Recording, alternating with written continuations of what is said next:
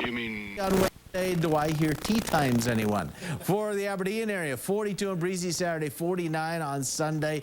We'll be up around 60 Tuesday, Wednesday of next week, maybe a few sprinkles, but again, little or no precipitation next week. For the Pier area, we'll be in the low to mid 50s this week. Retired General John Kelly, thank you for joining us. A horrible situation unfolding over there. There's more breaking news we're following. Before Russia invaded their country, they were orphans and foster children. Now they're refugees as well.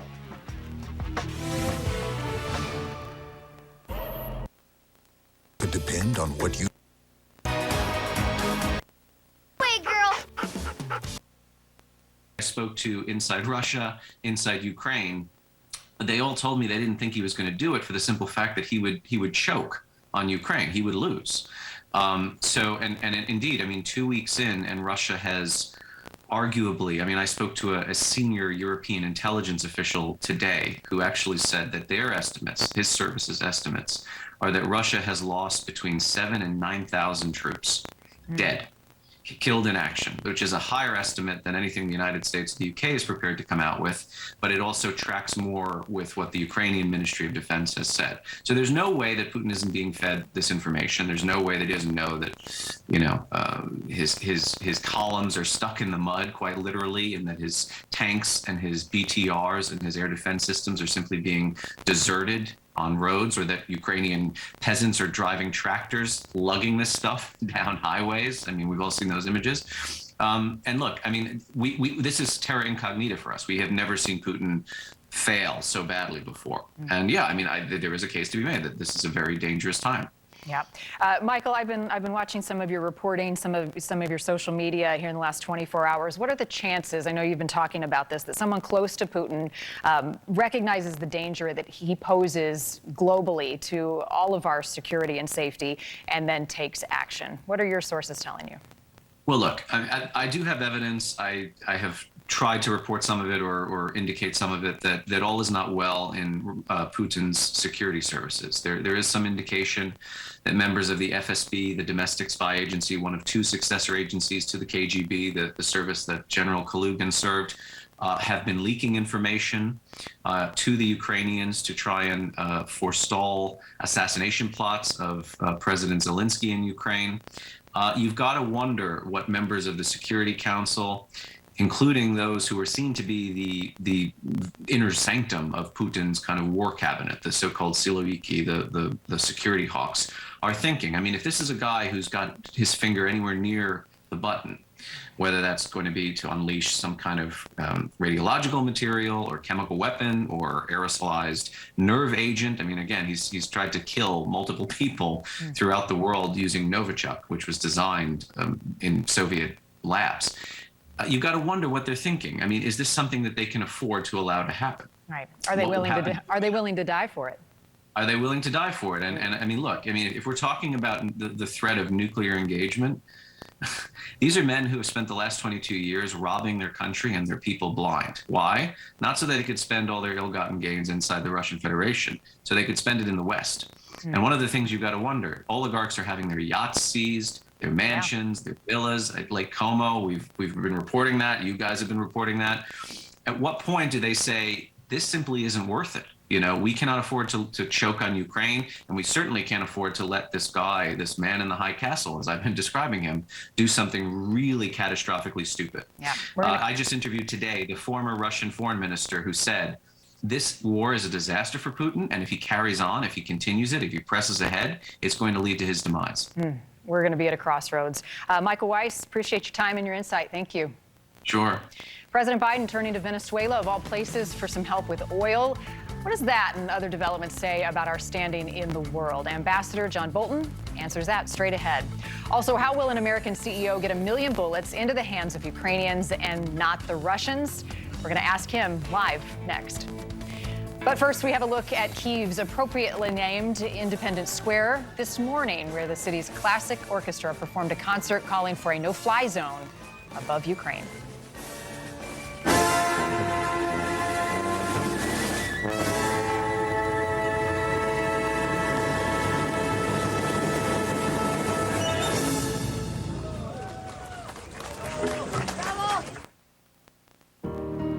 Since I left for college, my dad has gotten back into some of his old hobbies. And now he's taking Trulicity. And it looks like he's gotten into some new, healthier habits, too. What changes are you making for your type 2 diabetes? Inside. I'm using hand gestures and pointing, so... Some are orphans, others foster children in Ukraine, and suddenly, overnight, they became war refugees.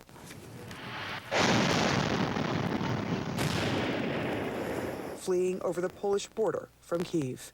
The youngest one says, I want to go home. I'm telling him that he can't. It's scary there. He doesn't understand.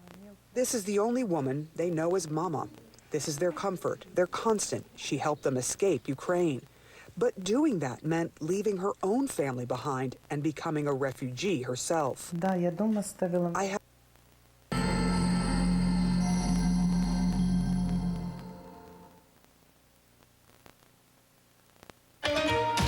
Tonight, a maternity hospital in Ukraine bombed, with Russia escalating its attacks on civilian targets. And officials say thousands of innocent people have been killed in the 2-week war.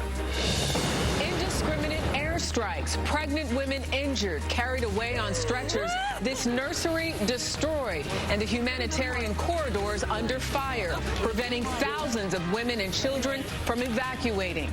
Plus, the concern tonight on another nuclear disaster at Chernobyl. Fallout over fighter jets. Vice President Kamala Harris touches down tonight in Poland as the Pentagon warns giving planes to Ukraine could spur retaliation from Putin. Inside Russia, Amazon, Papa John's, and Hilton join McDonald's in halting business. We talked to Russians about the sanctions, with the Kremlin accusing the U.S. of economic war. Gas prices hit record highs, while your next flight will cost you more. Inflation or corporate greed? A CBS News investigation on what's driving up prices at the grocery store. Enduring time, how undersea drones discovered a ship that was at the bottom of the ocean for over a century. And cooking for Ukraine, a fundraiser that promises to warm your heart. This is the CBS Evening News with Norah O'Donnell, reporting from the nation's capital. Good evening, and thanks for joining us. I'm Jerika Duncan in for Norah. Tonight, the brutality of war in Ukraine reaches a new level with what the White House called a barbaric use of military force against innocent civilians.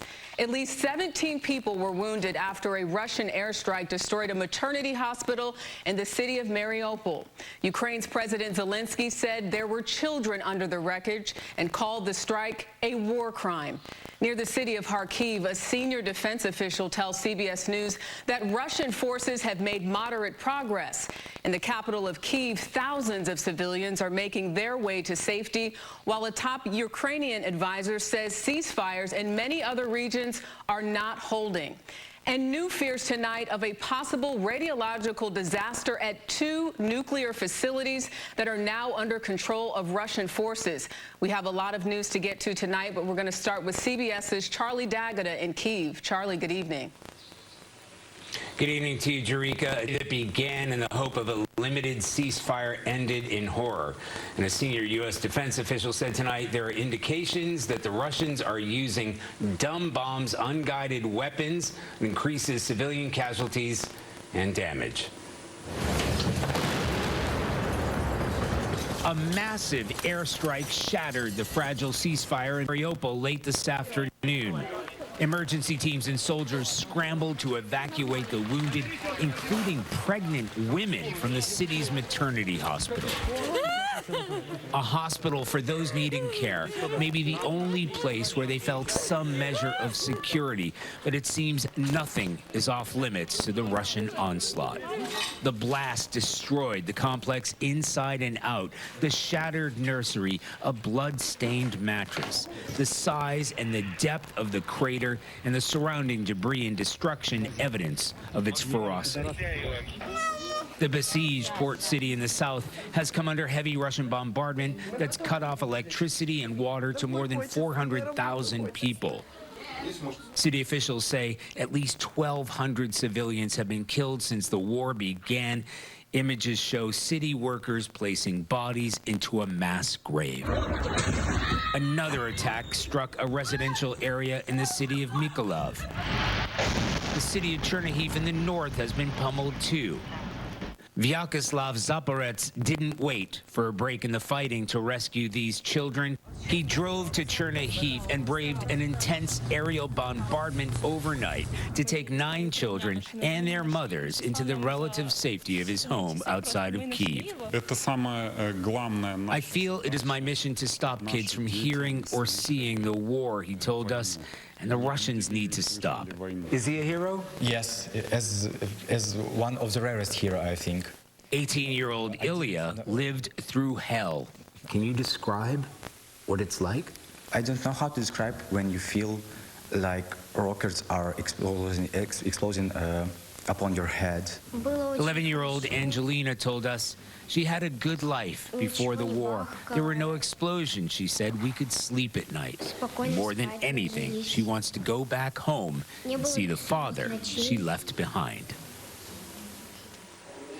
Adding yet another threat to civilians, the White House today warned that Russia might be planning to use chemical or biological weapons to create a false flag operation to then blame on Ukraine. Jerika? Charlie, thank you for your reporting tonight in Kyiv. The Pentagon is rejecting a plan to provide MiG fighter jets to Ukraine, calling it a high-risk venture. CBS's David Martin is at the Pentagon with more. As Vice President Harris became the latest high-ranking official to visit Poland, the Biden administration threw cold water on a plan to give Polish MiG-29s to Ukraine, saying it risks setting off a wider war with Russia. The intelligence community has assessed that the transfer of MiG-29s to Ukraine may be mistaken as escalatory and could result in a significant Russian reaction that might increase the prospects of a military escalation with NATO. Poland had offered to transfer its MiG-29s to a U.S. Air Force base in Germany, where Ukrainian pilots could pick them up and fly them back to defend their homeland. But almost all of Ukraine is now in range of Russian anti-aircraft batteries, limiting the use its Air Force could make of additional jets. The Ukrainian Air Force currently has several squadrons of fully mission-capable aircraft. We assess that adding aircraft to the Ukrainian inventory is not likely to significantly change the effectiveness of the Ukrainian Air Force relative to Russian capabilities. The Pentagon moved Patriot air defense missile batteries into Poland to defend against possible Russian airstrikes in retaliation for the thousands of anti-tank missiles and other weapons being shipped through Poland into Ukraine. According to a senior defense official, several hundred Russian vehicles have been destroyed, captured, or simply abandoned. That 40-mile-long Russian convoy northwest of Kyiv is still stopped in its tracks. But the Pentagon estimates that after 2 weeks of fighting, 90% of Russia's combat power remains intact. In the battle for control of the sky, the Pentagon says Ukraine needs anti-aircraft missiles more than jet fighters, and is asking countries that use the same kind of missiles to send them to Ukraine. Jerika? David Martin, thank you. Congress has reached a bipartisan deal to provide $13.6 billion in aid for Ukraine as part of an overdue spending package, and it couldn't come soon enough. The humanitarian crisis in Ukraine is worsening, but the relief effort is growing. CBS's Chris Livesay reports. It's a fundamental principle of conflicts. Infantry wins battles, but logistics wins wars. Here in Lviv, Ukraine, truckloads of water, food, clothing, toilet paper are packed, sorted, and loaded by an army of volunteers. Less than 2 weeks ago, this building was Ukraine's biggest arts complex, and Yuri Popovich was just a software engineer. Seeing Russians bombing kindergartens, child hospitals, wild animals don't act like that. This like devil walking on the ground. Today, he's coordinating a massive relief effort for Ukraine's worsening humanitarian crisis. 28-year-old driver Mikhailo is also helping by taking his big rig on a 3-day journey deep into eastern Ukraine. I'm a bit worried, he says. Have you ever done something this dangerous before? Never. And with that, he loads up his truck, taking with him life-saving aid in the hopes of a nation under siege. Slava Ukraini, he says. Glory to Ukraine. Chris Livesay, CBS News, Lviv, Ukraine. Vladimir Putin has effectively made independent reporting a war crime in his country. Many U.S. and Western media outlets have pulled out of Russia for fear that journalists may be jailed. Well, Steve Rosenberg of our partner at the BBC is one of few Western journalists still broadcasting from Moscow. He has a reaction tonight on major U.S. businesses like McDonald's ceasing operations there. At McDonald's, final orders. It's suspending business in Russia over what it calls the needless human suffering unfolding in Ukraine. All Western businesses are shutting down. Everyone who can is leaving. Will be left isolated. Back in the USSR, happier times, when McDonald's opened up here. It felt then as if Russia was getting an appetite for good relations with the West. But it feels now that that's all gone. And instead, Russia's increasingly isolated. International brands are vanishing from Moscow's shopping centers. But Russians have less money to spend here anyway. Sanctions have caused the value of the ruble to plunge. But those who back Moscow's onslaught in Ukraine, many of them claim they couldn't care less about global corporations disappearing from the Russian market. The era of post-Soviet colonization by the West started with the arriving of McDonald's to Russia. And the era of sovereign Greater Russia starts with McDonald's leaving it. So, have a nice trip. Steve Rosenberg, BBC News, for CBS News, Moscow.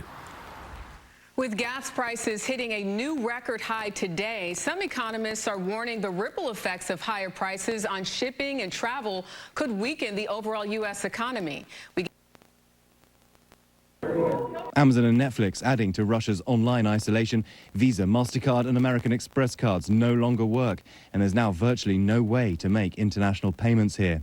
In response to the sanctions, the Kremlin's press secretary warning, if you're asking me what Russia's going to do, Russia is going to do what's necessary to defend its interests. And James Longman with us tonight from Moscow, and this language from the Kremlin tonight that the U.S. has launched an economic war on Russia, and Vladimir Putin is expected to address the Russian people tomorrow, James? Yeah, David, the bottom line is that whatever the consequences for his own people, Vladimir Putin cannot afford to be seen to lose this conflict. Russia is now the most sanctioned country in the world. He will address Parliament here tomorrow, likely with more plans on how he intends to save this economy. David. James Longman in Moscow tonight. James, thank you. And now to the refugee crisis. More than 2 million Ukrainians have now escaped their country, and the images just today. Tens of thousands fleeing in the middle of these fragile ceasefires, their terrifying escape during daylight hours. At one point, Russian snipers shooting at their cars. Matt Gutman from Lviv, Ukraine tonight. Tonight, the desperate effort to escape during that fragile ceasefire. Russian army crushed our city.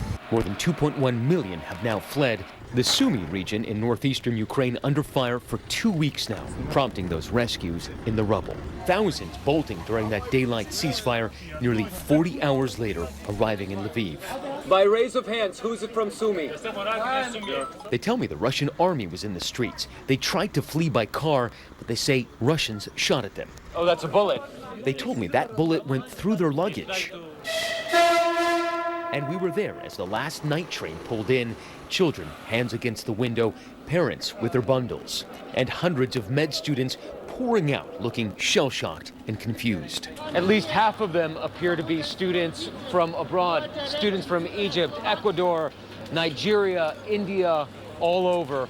Standing on the platform, we saw Emmanuel, a fourth-year med student from Nigeria. Did you have enough water to drink, food? No.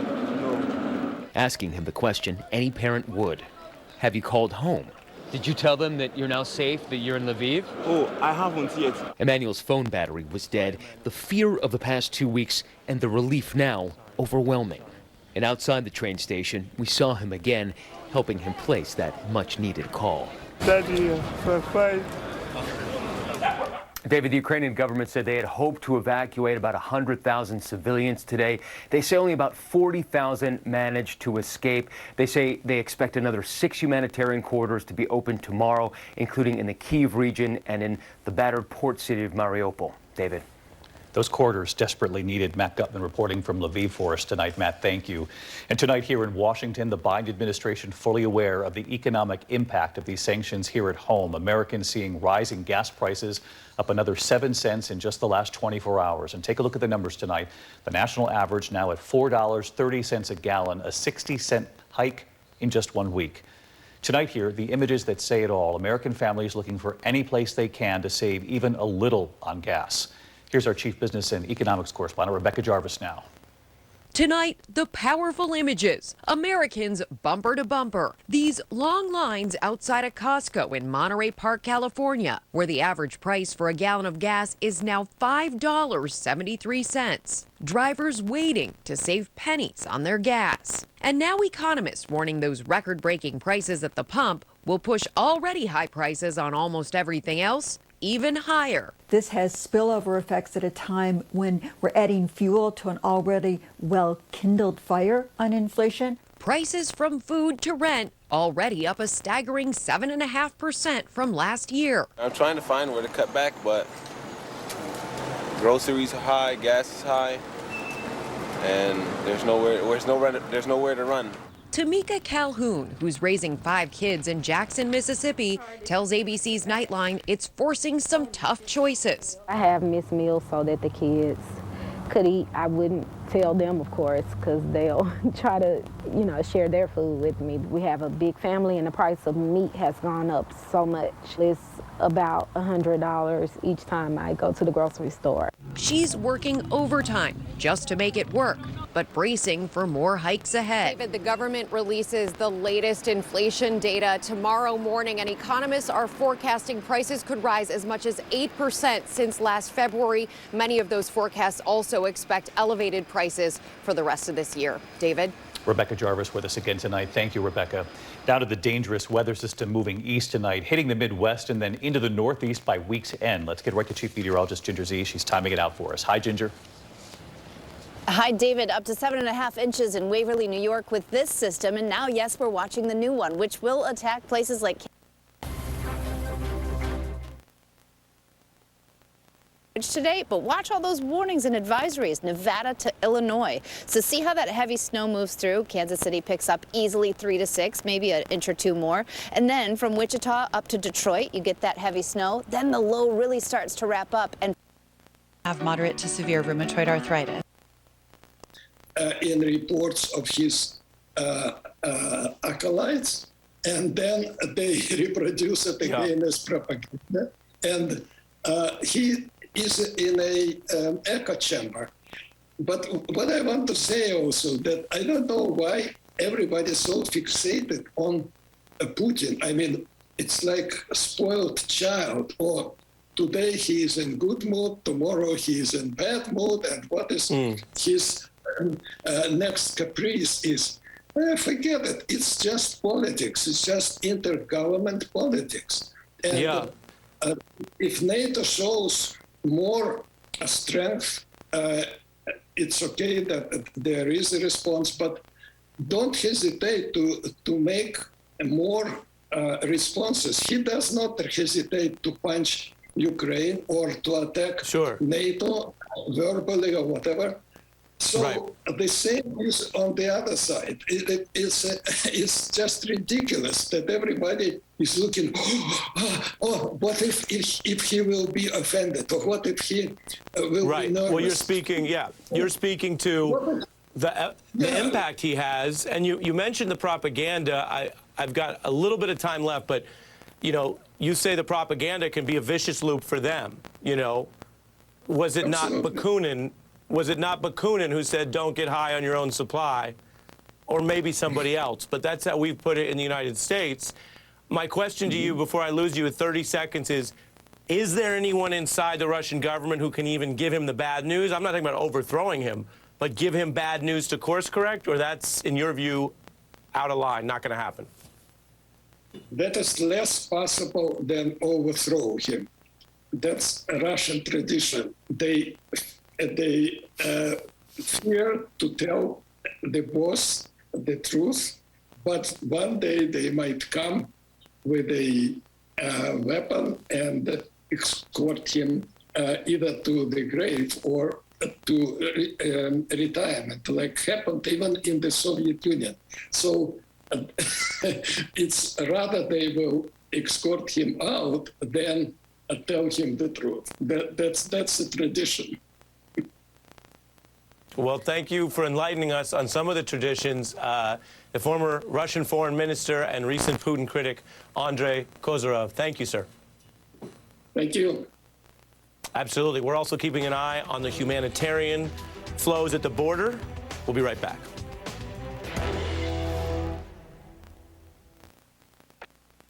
World, let's go.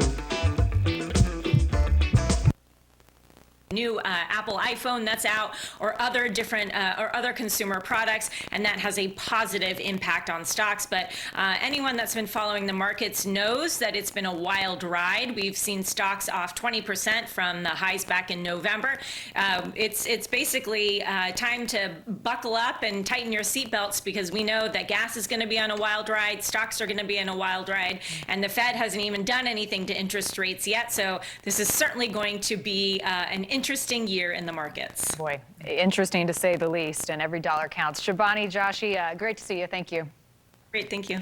According to the NewsNation polling, when asked if they would favor or oppose stronger sanctions if they led to higher gas prices, interesting. 65% of respondents said that they would still favor the sanctions against Russia and essentially getting our oil from there. Joining me with more, host of New. Or go to balanceofnature.com and use discount code Reed are very worried about his health tonight. They told CNN their son just called them this morning, that he's been coughing up blood, and he called and he could barely talk. He's had some sort of accident, and he believes he might have broken a rib. So now as he's coughing, he has stabbing pains in his chest. Reed's family spoke with President Biden by phone yesterday, and they say the president vowed to do all he can to get their son out. Trevor Reed was detained in 2019. Sentenced to prison for endangering the lives of Russian police officers after a night of drinking, Russian authorities say. Charges which Reed's family and U.S. officials deny. And there's another former U.S. Marine, Paul Whelan, who's been jailed in Russia since 2018 on espionage charges, which he and U.S. officials refute. While the Biden team says it's working for the release of Griner, Reed, and Whelan, one congressman says with the war in Ukraine raging and tensions boiling between Washington and Moscow, it's going to be very difficult. Our diplomatic relationships with Russia are non-existent at the moment. Analyst Phil Mudd says one possible bargaining chip is if the U.S. has Russian prisoners who Putin wants back. The question is whether we have enough to trade for 3 Americans, but a deal's a deal, and Putin's going to be ready to make a deal. If we do have Russians that he wants, I don't see why it's worth avoiding a negotiation just because we're at war. Paul Whelan's family is asking for his freedom to be part of Russian concessions for the possible removal of sanctions leveled against Russia. CNN has reached out but has not gotten comment from the White House on that. Wolf? Brian Todd reporting for us. Brian, thank you very much. The breaking news continues next. A fallout in the United States from Russia's invasion. Helen New. Next for weathering. Of eczema with clearer skin and less itch. Don't use if you're allergic to Dupixent. Serious allergic reactions can occur that can be severe. Tell your doctor about new or worsening eye problems such as eye pain. Clean with our great selection of Livman brooms.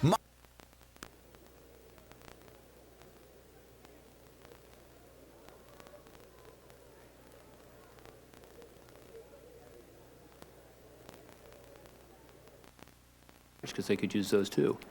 I wish Slovakia would do the same thing with their 11 MiGs, and Bulgaria has 13 MiGs, as far as we know, maybe more. democratic process to make sure it checks a number of different boxes, both at the federal and the local level. But the White House now has the advantage of using Vladimir Putin as the excuse for high gas prices while continuing this argument here at home that we need to transition to an alternative form of energy, that because gas prices are so high, now is our opportunity, as Pete Buttigieg has said, to buy that electric car. And so the rebranding is good for them, but it's bad for the American consumer. And when it comes to actually producing more oil in the United States, the White House is capable of telling the Bureau of Land Management to be faster on the permitting process to approve more drilling here in the U.S., and yet they haven't done that. And the question that keeps getting raised by Jen Psaki at the White House is, well, they have all these permits, why aren't they drilling? It's because the administration from the beginning, day one, and also through personnel choices they've made to be in charge of a lot of this process, have made it very clear that they are not interested in continuing to expand oil and gas. They want to make sure that it's not only just limited, but also eliminated long term. Juan, I want to get to this MiG-29 back and forth. You heard Senator Sass say it's botched and kind of all over the place. National Review also calls it that. They said the statement from Kirby yesterday about Poland was baldly disingenuous. From either Poland or Germany, it would be Ukrainian, not American pilots flying the MiGs into Ukraine. In essence, it was fine for Poland as a NATO nation to take a risk, but when that risk, however remote, extended to the U.S. as a NATO nation, the administration backed away. What do you think about this and now where we are on this public no MiGs to Ukraine? Well, you know, it's a very narrow needle, and the United States and NATO have to thread that needle. We're in a situation, you know, just pause for a second and understand. Poland understands that if the Russians cut through Ukraine, well, then you're going to get to Latvia, Estonia, Latvia, and the next step in terms of their effort to rebuild the former Soviet Union would be to go into Poland. So they're aware that they need to support the Ukraine as a matter of self-interest. And they are therefore looking for every way in which to support the Ukraine, but they don't want to do it in such a way that they would be at the front line. They'd rather have the United States, NATO, even Germany, because they've suggested that, you know, the Poles could send the jets to Germany and then Germany could forward them to the Ukraine. They're putting everybody else on the line. But for the United States, for, you know, our interest in this, it's very clear that we do not want to start World War III. And I think that there has to be a way that you can support Ukraine without allowing Vladimir Putin to claim that the United States is involved with provocations, or even that the former states, Latvia, Estonia, and the like, are now trying to undermine Russia, again, further justify what I think is unprovoked aggression by Russia towards Ukraine. Yeah, I get that, Juan, but I mean, you don't think Putin lumps in flowing in 17,000 Stingers and Javelin missiles? You don't think that that's equal to MiG-29s going in? I mean, where is the distinction in Putin's mind where the line is, oh, wait a second, this is going to escalate it? Well, he said, Brett, that he considers, you know, a no-fly zone just such a provocation. He has never said that about the other steps that you just articulated. Yeah. All right. And so when you think about that, you understand why the MiGs are a step higher. That really does raise the bar. Molly, there is that concern about getting drawn into something bigger and the World War III issues, and that comes up time and time again, and it's real. It's not a small concern. Exactly. We do not want to be in a nonstop escalation loop. We do not want the disaster that's happening in Ukraine to spread to other countries. And this is an unstable situation. And because of the economic issues in play, there's instability and financial costs that are being borne in other countries and by people least capable of handling those. So this really is important that we have policies, that they work together. It's what I was saying before with NATO and Poland and the U.S. clearly didn't have their messaging on the same page. We need a strategy that we execute without bringing on much greater conflict. Yeah, but bombing maternity financing, value your. Matter what. Panel, thanks. As fighting intensifies in Ukraine, the global driveway would be better. Makes sense. Makes sense. We're gonna get out of your hair. Yeah. There's a gallon of gas right behind me. This is very painful for Americans as they are trying to sort out what is happening with the economy. Wolf. You're absolutely right. Vanessa Yurkevich reporting for us. Vanessa, thank you very, very much. The terrifying sounds of artillery and gunfire being heard across large swaths of Ukraine. At least those sounds were replaced briefly in the capital today as the Kyiv Classic Symphony Orchestra performed what it called a concert for peace.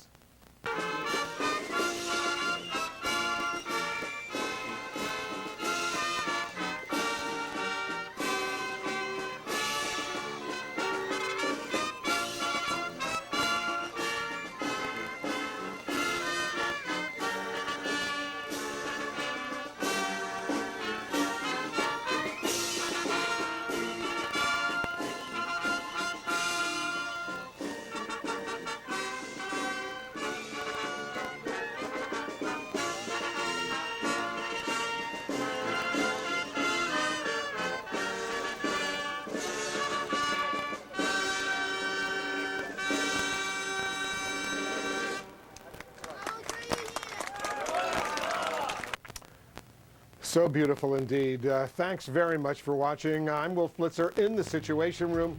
Aaron Burnett out front starts right now. Tonight, our special coverage from inside Ukraine as Russian forces appear to be stepping up attacks on civilians. Ukrainian officials saying a Russian airstrike destroyed this children's and maternity hospital in the port city of Mariupol. Victims limping away. Ukraine's president saying children are trapped in the rubble. The stunning images, injured pregnant women evacuated. The city surrounded. Hundreds of thousands of civilians cut off from food and clean water. Also new concerns at the Chernobyl plant. The power cut off after Russians took control. And I go inside the resistance with civilians bracing to defend their neighborhoods. Also domestic gas prices hitting a new record high after President Biden banned Russian oil. Russia accusing the U.S. of waging an economic war. And inside Russia, more U.S. companies cutting ties. The rush to get the last Big Mac before McDonald's shutters nearly 850 restaurants in the country. The trial underway for 4 men accused of plotting to kidnap Michigan's governor. And after more than a century, one of the great mysteries of the sea has finally been solved. This is NBC Nightly News with Lester Holt, reporting tonight from Lviv, Ukraine. Good evening, everyone. The horror and outrage grows here in Ukraine and around the world tonight after a children's and maternity hospital came under attack in the southern port city of Mariupol. Ukraine's president accuses Russian troops of shelling the hospitals, leaving children trapped and over a dozen people injured. In a tweet, President Zelenskyy suggested the world is an accomplice ignoring terror by not imposing a no-fly zone.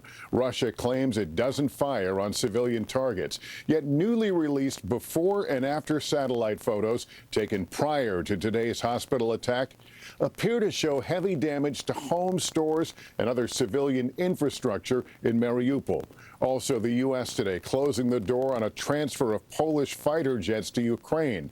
And there are new concerns about the condition of the Chernobyl nuclear plant, now in Russian hands. All this as U.S. officials tell NBC News they are concerned Russia could potentially be preparing to use chemical or biological weapons in Ukraine. Richard Engel is far to the east of me in Kyiv and starts our coverage. Vladimir Putin says Russians should be proud of what their soldiers are doing in Ukraine. But where's the honor in bombing a children's and maternity hospital in a city that's surrounded? No patients were reported killed in this attack, but pregnant women were among those who were helped out of the building. Ukraine called it a war crime and says children are still trapped. I cannot realize why it's necessary for Russian troops to destroy hospitals. Russia denied it was responsible, though Russian forces have been cutting off Mariupol for days. The city has run out of basic supplies. We don't have electricity, we don't have anything to eat, we don't have medicine, we have nothing, this woman says. At an urgent care hospital in Kiev, medical officials accused Russia of deliberately targeting civilians across the country. In every room, we saw civilians. This man having a bullet removed from his leg. In an adjacent room, a man with a brain injury. He'd been under his bombed home for 2 days before being dug out. How are you in the medical community handling this war? There is a kind of duty. We have to because we are doctors. This family was escaping a suburb north of Kiev. After Russian troops bombed their house, the family hit the road and was quickly stopped by Russian soldiers who waved them on. But as soon as their car started moving, another group of Russian troops sprayed the car with bullets.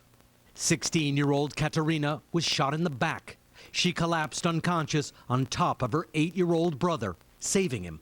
I remember that we were driving, and the first thing I saw was my knee that was shot through to the bone. And after that, I think I fainted.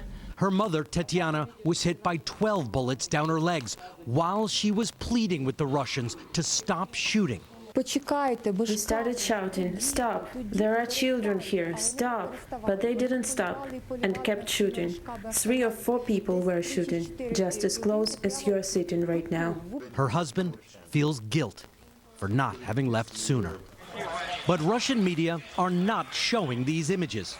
Instead, Russian TV described the special military operation as a heroic struggle against Nazis.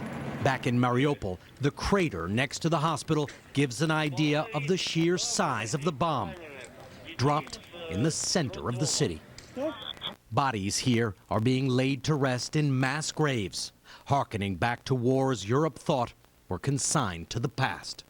Ukraine is also sounding the alarm after Russian forces cut the power to the Chernobyl nuclear disaster site, disrupting cooling and monitoring systems. The IAEA and U.S. officials say there's no immediate risk of a radiation leak. Lester? Those pictures and interviews, absolutely horrifying, Richard. Thank you. Here in the west of Ukraine, people watch the destruction of cities on the other side of this country with dread, and as I witnessed firsthand, also with bold determination.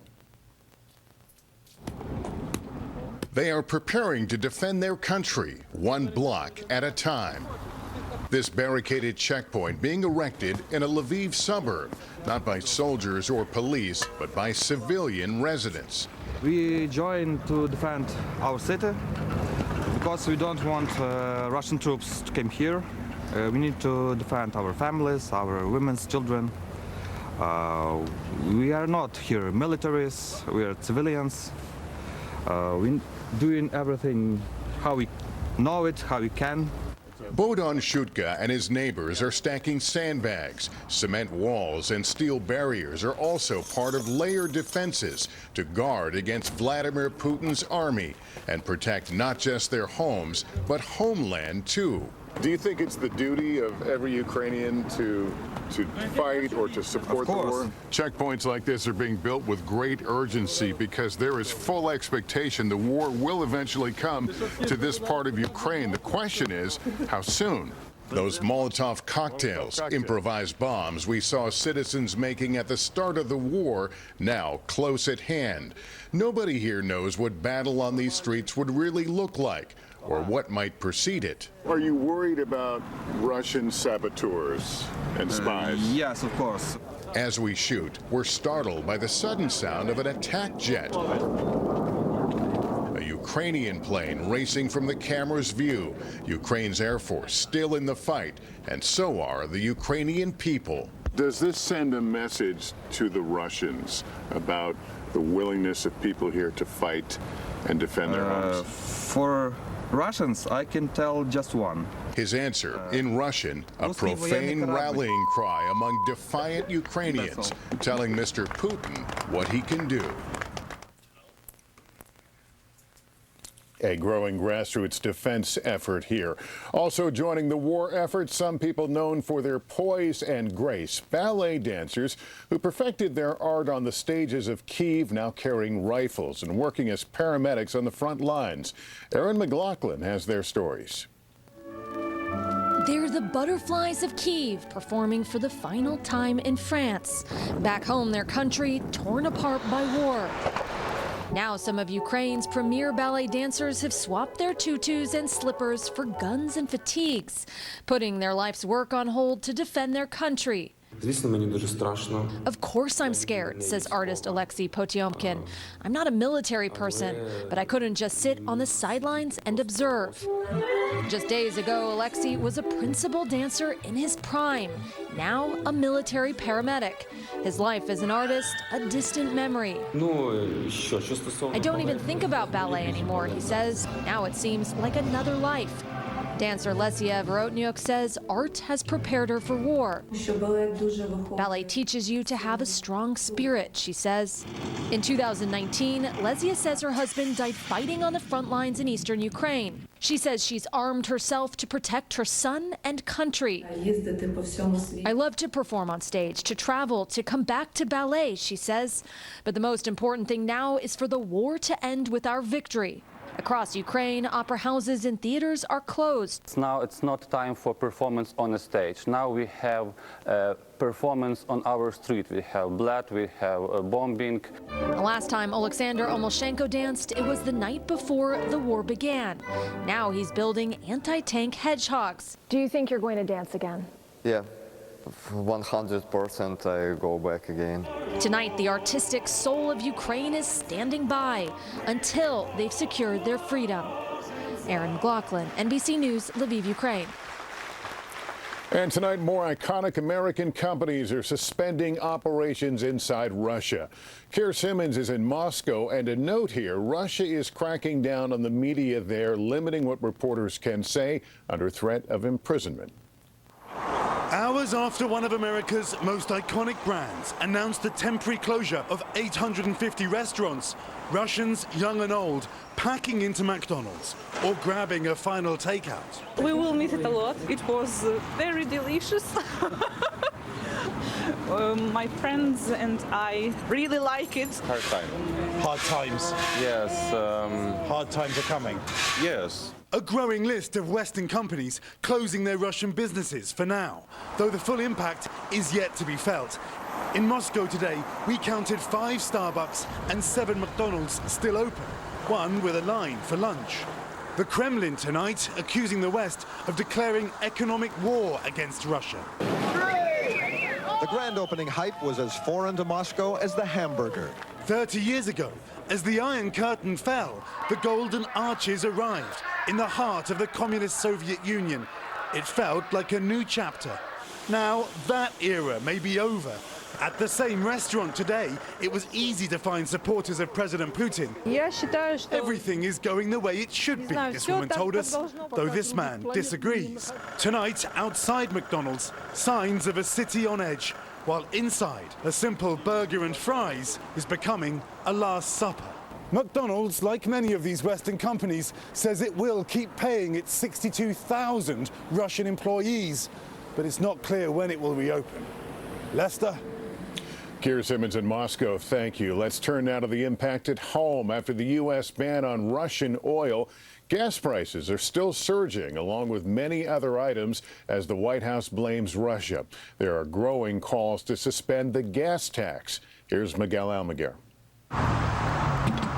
As Americans feel the squeeze at gas stations across the country, the national average for a gallon of gas has never climbed faster, spiking another 8 cents. Big, mighty Russia, that, a country like ours does not stand a chance. It's a truly David's against Goliath fight. But because we are fighting for our homes, because we are fighting for our freedom, today is day 14 of the brutal war that Russia is waging, and we are defending our home. So again, as much as it gives us pain to see how many Ukrainians are wounded, how many homes are ruined, how many hospitals, maternity hospitals today are shelled at, we are not ready to surrender, and we will not. Let me ask you about the fighter jets. As you know, this was under discussion with NATO. Ukrainian officials had been saying they expected fighter jets, but then after Poland and we're going to be sending them to Germany to be then delivered to Ukraine. The NATO, the United States said this is not tenable. Is this now a deal that's dead? I'd rather not discuss a specific discussions. To be honest, we have to understand Ukraine is at war and we need all the support we can get. And we focus on these discussions with our partners, strategic partners here especially. But we'd rather discuss it and get everything rather than discuss different processes in the press. So that's why you saw that we're trying not to comment it, but I have to say that we are working very closely, both with our colleagues in Pentagon, but also with Congress and administration. And as you know, there is this new package coming out in the Congress of the support.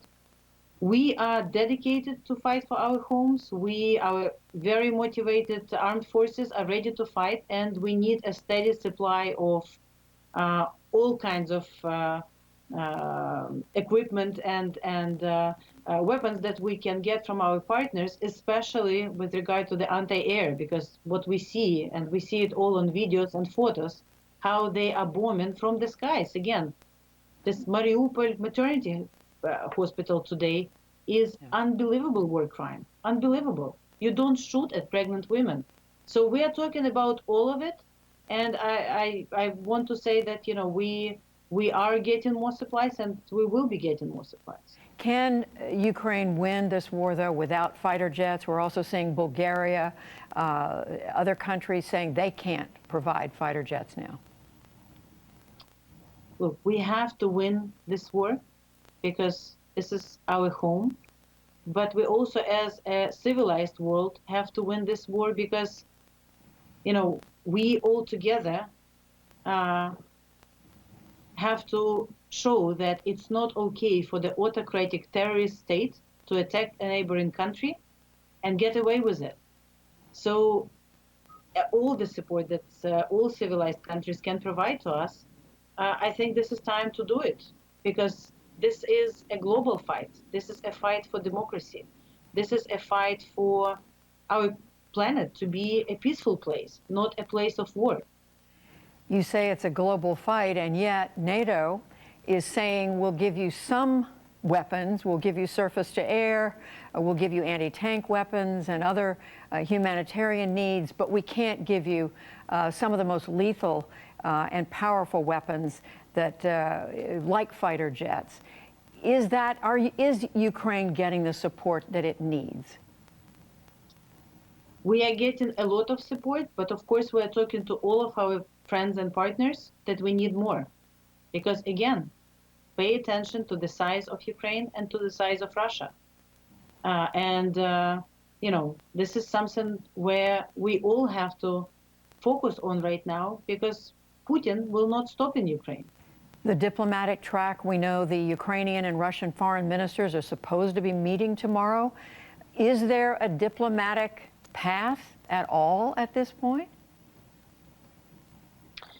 As we said, we will never surrender.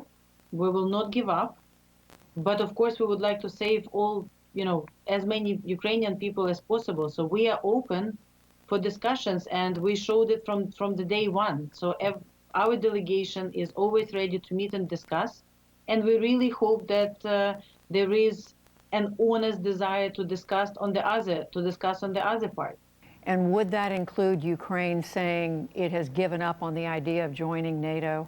I'm asking you because President Zelenskyy said a few days ago, and I'm quoting, he said he had cooled down on the question of NATO a long time ago after he said we understood that NATO is not prepared to accept Ukraine. Well, I think this is something that we should ask NATO.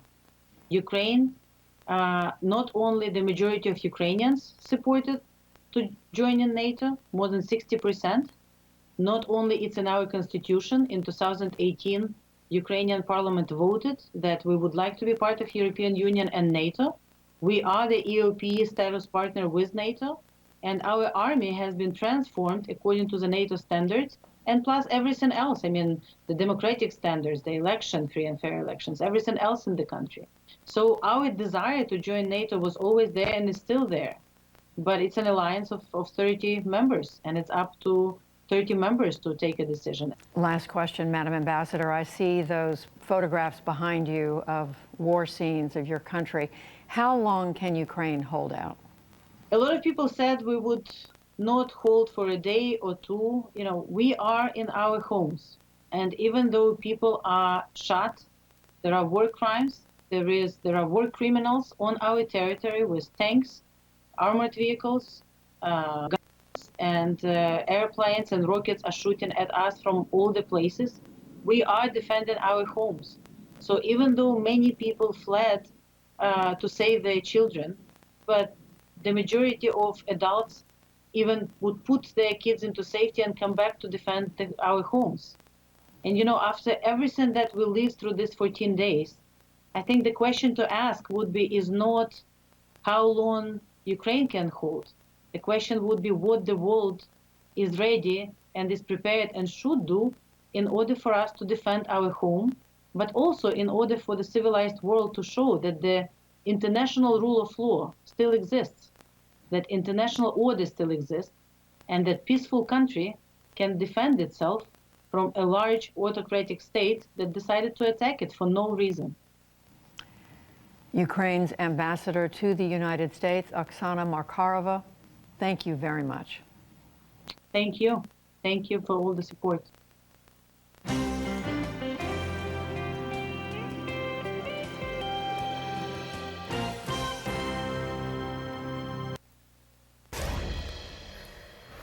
Ukraine's President Volodymyr Zelenskyy has emerged as a sort of Winston Churchill for the social media age, countering Vladimir Putin's lies in a series of defiant social media videos, refusing to leave his country, boosting Ukrainians' morale and rallying international support, saying he and his people are not afraid.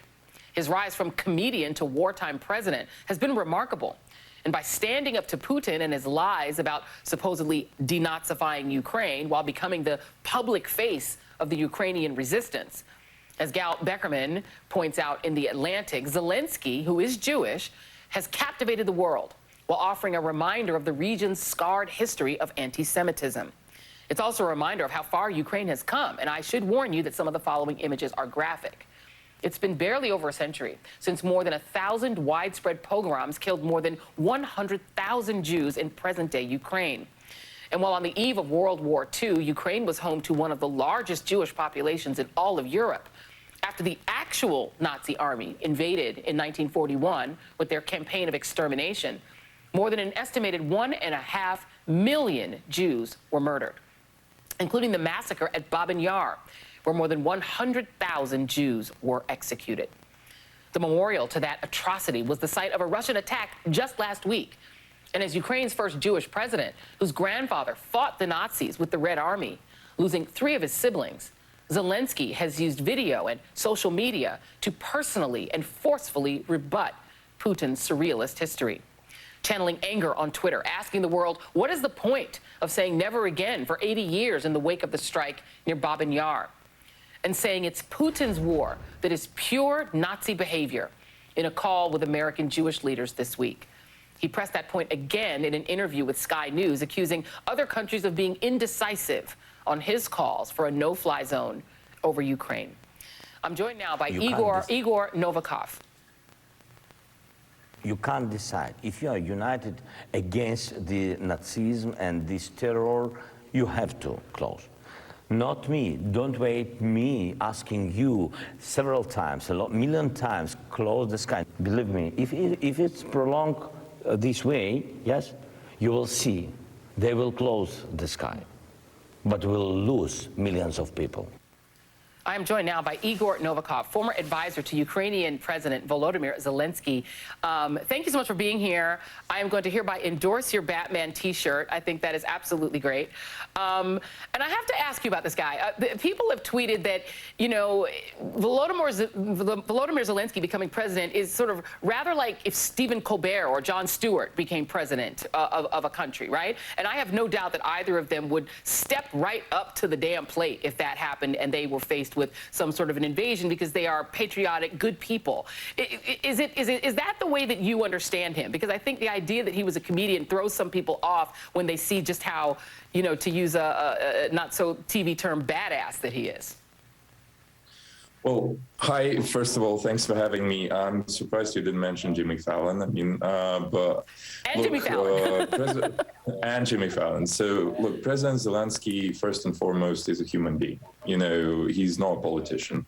I keep repeating that, but it's true. I mean, the world now is kind of interested in having that new sincerity, having real people do real things. So real emotions, real mistakes. I mean, that's what the world needs. I mean, they're tired of portraits and bronze statues and, you know, just people being hypocrites and fake. So President Zelenskyy is very real. So that's like, you know, the first kind of factor that's helping, you know, his image at the moment and helping Ukraine. Secondly, President Zelenskyy is a collective portrait of, you know, the Ukrainian people. Anyone who's familiar with Ukraine knows everyone is like that, you know, so put anyone in his place and you'd get the same thing. I mean, like, people are returning to Ukraine to fight instead of fleeing, you know, men are returning. Look, I'll give you one private example. We kind of, we're a small village of a country, so everyone knows everyone. And whenever something happens, you get those phone calls asking for help. Most of the phone calls I got were from men actually asking me to help them join the army because they wouldn't take them. I mean, you know, the battalions were full. I mean, that kind of gives you an idea of, you know, what Zelenskyy is like, what Ukraine is like. Now, two very important points. First of all, this is the first social media war. I mean, we remember, you know, the second war in Iraq and, you know, the first TV war. 9/11 happened live on TV. Now, this is the first, like, social media, like Facebook and Twitter war. So, you know, everything is happening live. Everyone is participating in the storytelling. And obviously, the world needed its John McClane, you know, from Die Hard. And President Zelenskyy is exactly that. What makes me really worried, though, is the very fact that it's a storytelling war and a propaganda war, and we're actually, you know, the whole world is fighting a country that's already created an alternate reality. So there are no more fakes in Russia. I mean, they live in a completely parallel universe. We are playing on their playing field. We're kind of playing by their rules. So instead of, you know, listening to what President Zelenskyy has to say, we are discussing who President Zelenskyy is and, you know, the emotion that's surrounding him. And that's incredibly dangerous because, look, first of all, this is not a reality TV show. It's a real war. These are real deaths. I mean, yesterday in Mariupol, we had a 6-year-old girl die of dehydration whilst the city was blockaded by the Russians. You know, today they bombed a maternity ward full of pregnant women and toddlers and children. You know, like, look, I'll give you one example. I'm a father of 2 girls. These are the shoes of my 2.5-year-old. I mean, they would make for a perfect picture of a terrible crime and terrible tragedy, and they'll be all over the newspapers. I don't want that to happen. You know, I don't want the storytelling. I want action. You know, we need to close the skies. We need to get multinational business out of Russia because, like, look, I'll give you one example. I mean, like, we are now trying to talk to international law firms who haven't even issued statements. Like, White and Case are still doing business in Russia. It's like doing business with Al-Qaeda after 9/11. You know, it's just unbelievable. So President Zelenskyy, you know, the only thing he got out of this for Ukraine, out of this wrong attention, i.e. paying attention to who he is rather than to what he says, you know, he's got that position now to tell the world, like, to name and shame. And, you know, hopefully people will begin listening to him because, you know, what Putin has in mind concerns everyone. Well, and I think you make a really good point. And I think, honestly, his use of social media, the fact that he is very adept at it and in getting his message out and making people pay attention to him, I think is part of the reason that Russia has been so isolated. And I don't know what you make of this idea, that it's part of the reason that their propaganda war hasn't worked. First of all, social media makes it clear we can see what they're doing, but also people sort of globally taking sides. Do you think that that has made it, I don't know, I am surprised, to be honest with you, that even the U.S. administration has not agreed to go ahead and accede to his demands for those warplanes. Are you surprised that his ability to move the world in favor of Ukraine has fallen short of being able to get that done. And what would you say to U.S. leaders who are still resisting giving over those warplanes? Well, I do apologize. I might sound harsh, but I think, the situation regarding the warplanes and closing our skies has turned into a Muppet show. There's no other term to describe it. Like, look, unfortunately, at the moment, most people think, that Putin is losing the information war, but he's actually winning it. And let me explain to you why. His propaganda and his kind of stream of information and storytelling is not aimed at the Western audience. He couldn't care less about what Europeans think. He couldn't care less about what Americans think. He doesn't even consider us to be people, Ukrainians, right? So, we're back to 1941 in that sense, both physically and mentally and, historically. Look, what Putin wants, he wants to build a portrait of an enemy, of a collective West as an enemy. And you're actually helping him. Now he's trying to to brainwash the people of Russia to accept what comes next. Let me tell you what comes next. I mean, it's blatantly obvious. He's not interested in taking Ukraine. He's not interested in policing the Ukrainian nation. What's happening now, he's bombing civilian infrastructure. He's bombing everything to make Ukrainians leave. Now then Ukraine becomes territory for him to test the Article 5. That's what he's after. And, when you have to pick between disgrace and war, historically, if you pick disgrace, you end up with both in the end. Yeah. So I think the West really needs to push back against him. Otherwise, the West will lose this fight eventually. Thank you so much for being here. I hope that you will come back. I think that what you've said has been incredibly instructive. I hope that people listen and share what you've said, because I think you're, well, clearly, obviously right. Thank you so much. Really appreciate your time this evening. Thank you. Igor Novikov, thank you. And up next, Putin says the West's crippling economic sanctions are almost an act of war. So how will Russia respond? And how bad could it actually get? We'll be right back.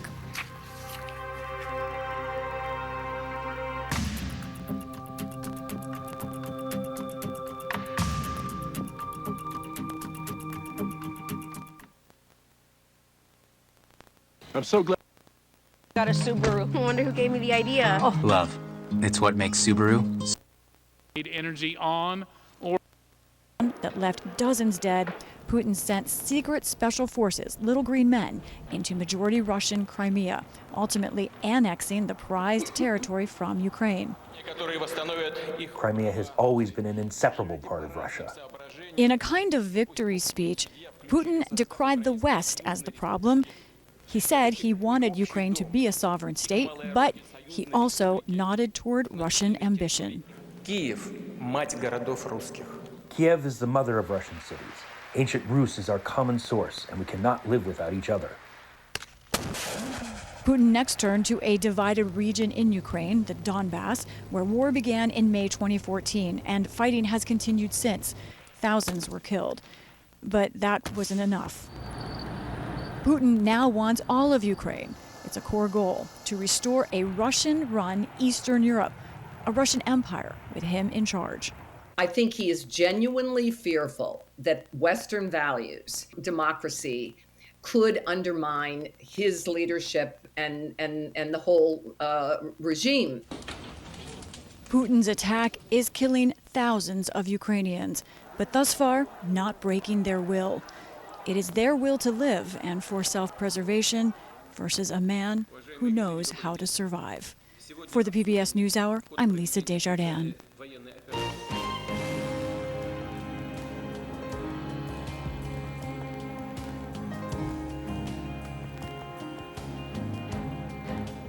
Ukraine gets much of its electricity from nuclear power, and a series of Russian military attacks near nuclear plants over the last 2 weeks are elevating fears of potential accidents and what they could trigger.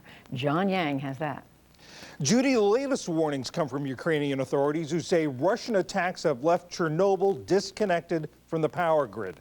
Chernobyl, as many know, is the site of the world's worst nuclear accident in 1986. And while it's no longer generating electricity, it still stores spent nuclear fuel, which must be cooled. There are emergency generators providing power to do that, but they run on diesel fuel and only had a 48-hour supply. And last week, a training area near another nuclear power plant in Ukraine, the largest one in Europe, briefly caught fire during a Russian assault. Science correspondent Miles O'Brien, who covered the aftermath of Chernobyl and other nuclear accidents, joins us now. Miles, the name Chernobyl, of course, haunts any discussion of nuclear power. What's the real threat of what's happening there now? John, I think we have to put it in perspective.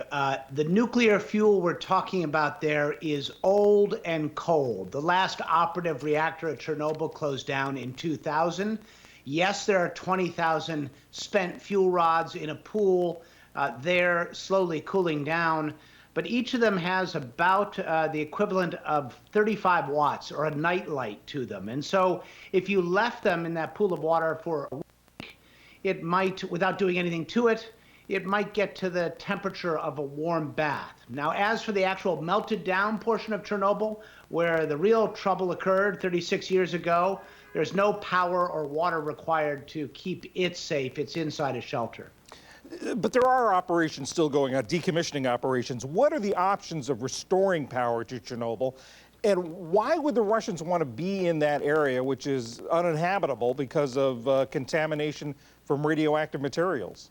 It's a good question. There are a couple of other connections to the grid which could be reactivated, one inside Ukraine, one which comes from Belarus, which was turned off right before the invasion. So you could get the power on there fairly quickly, in theory, and there are a few hundred people who work there, and on a good day, it's a dark and dank place to work. Strategically, it makes good sense for the Russians to be there. It's north of Kiev, straight shot into the capital, and there is a sophisticated electrical switching station there, which they may want to control. Miles, you've been to that area. What's it like? Well, it's 1,000 square miles of mostly nothing, and then this plant, this surreal, abandoned plant in the middle of it. Some old people have held on and are still living there. I remember talking to an elderly woman living in her house, asking her why she didn't move. She said she was more worried about the roof falling on her head than the possibility of radiation exposure. What has happened, interestingly, is it's become, some would suggest, sort of an ironic Garden of Eden, a lot of wildlife there. But a lot of scientists would tell you there's been all kinds of genetic mutations making the wildlife there not so healthy. Ukraine does rely heavily on nuclear power for its electricity. Number of nuclear power plants across the country. What is the danger, or how dangerous is it to have a battlefield like this? Yeah. This is where you get into the nightmare scenario. There are 15 operative reactors there, and if you cut off power to one of them, you could march down the road to a Fukushima scenario. You need water flowing over the hot core of these operating plants in order to keep them from melting down. Since Fukushima, plants all over the world have bolstered their defense in depth to try to ensure against this, but we're not exactly certain how well defended these plants are. You know, John, this is unprecedented. We cannot think of another time in history when nuclear power plants have been caught in the crossfire of war. Earlier in the program, we heard the Ukrainian ambassador to the United States tell Judy that monitors have been disabled at Chernobyl and some other plants. What are the dangers? What's the threat of that? Well, it's always good to have a visibility of what's going on at Chernobyl in case things don't become stable. Right now, it is relatively stable. But the sensors that are there from the International Atomic Energy Agency many of them are remote. They're solar operated, and the data comes back on cellular networks. And of course, if the power grid is down, there's no cellular transmission. So right now, we're a little bit blind about Chernobyl, and that's kind of a scary thing to say on the face of it. But the experts tell me because it hasn't been operating for 22 years, we need to temper our concern. Science correspondent Miles O'Brien, thank you very much. The lab, radiology, and EKG. We want to make sure that students in small towns across our footprint understand that there is a place for them in their small town. And very often when kids go to clinics or have a hospital visit, they see a doctor, they see a nurse, and those careers are amazing and wonderful and needed, but maybe they don't see a vascular tech, or maybe they don't see who's running the lab tests for them. USD Nursing and Southeast Tech also participated in the expo. The Great Plains Zoo announced the birth of a new animal. The zoo welcomed an eastern bongo antelope back on the 1st of March with the help of the animal care team.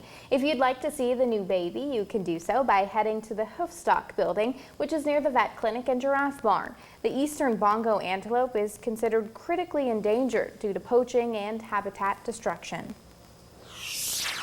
An election 2022 update. Dakota News Now and the Argus Leader teaming up along with the Greater Sioux Falls Chamber of Commerce and AARP South Dakota to host a one-hour debate with the candidates for Sioux Falls mayor. This year's candidates are Mayor Paul Tenhaken, Tanisa Islam, and David Zokaitis.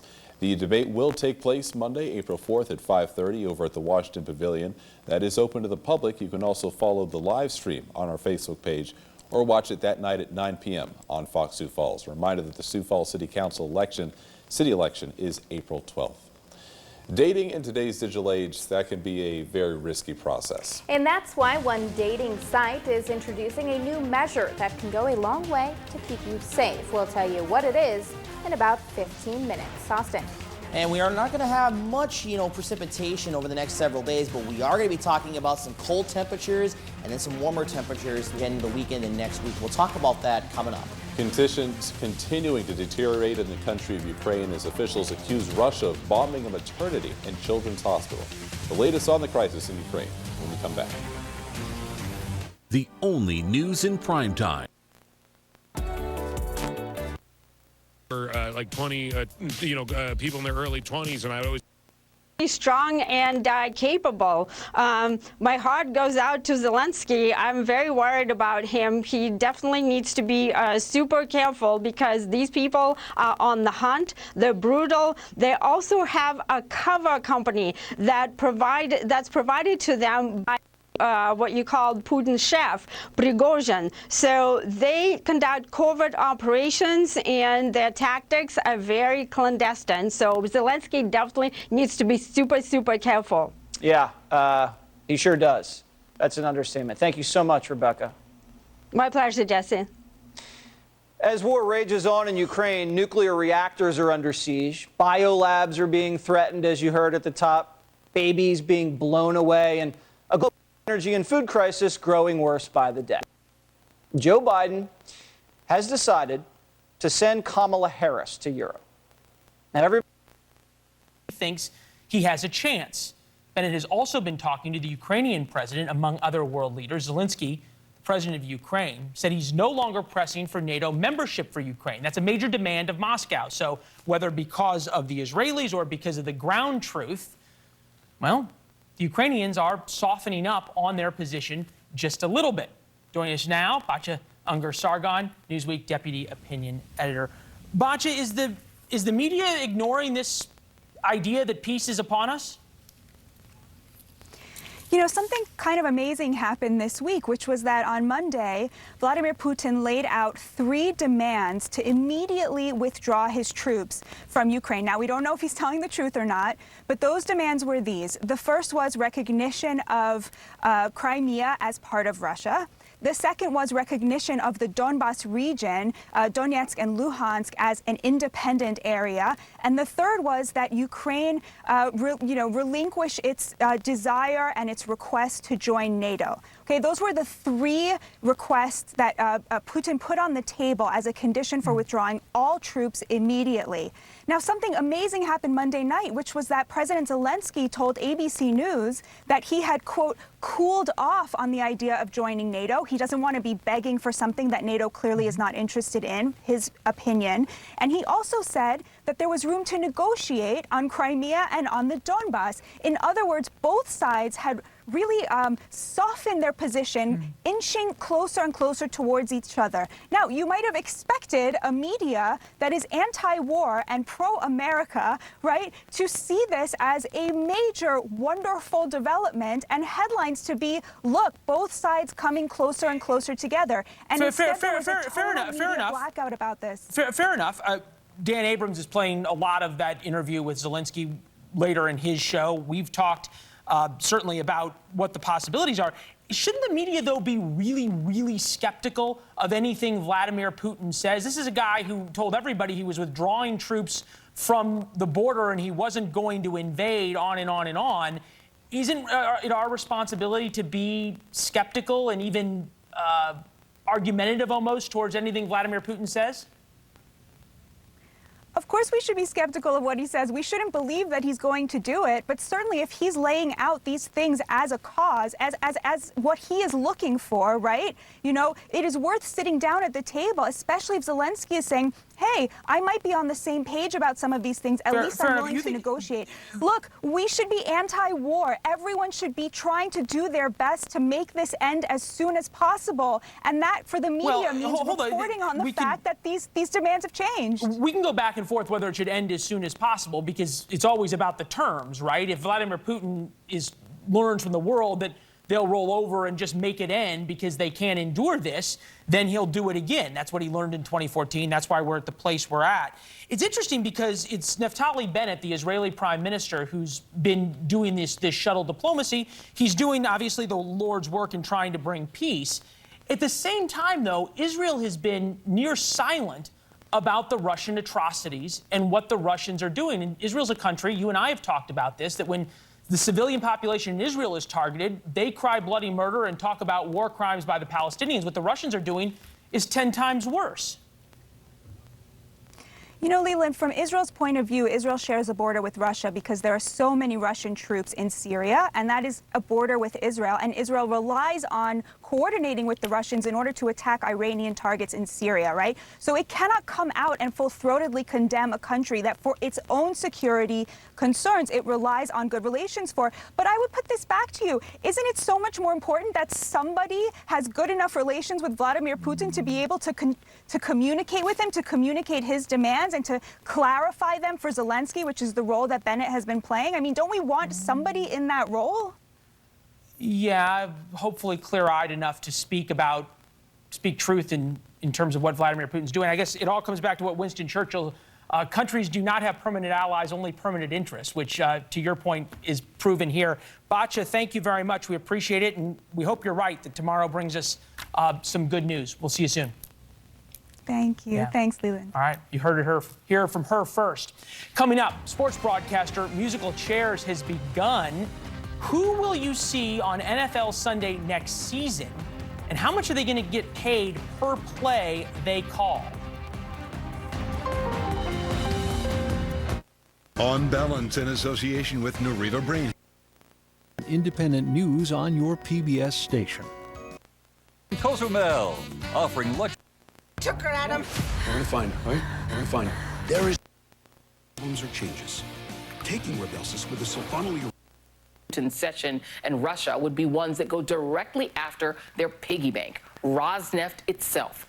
Energy companies are more central to a country's economic well-being than a collection of yachts and private jets. And yesterday, the U.S. and U.K. took a step in that direction, banning the import of Russian oil. I'm joined now by Tim O'Brien, senior columnist at Bloomberg Opinion, and Uriel Epstein, executive director at the Renew Democracy Initiative. And Tim, I guess your argument, sort of to boil it down in your article, is don't take their toys, take their piggy bank. Please explain.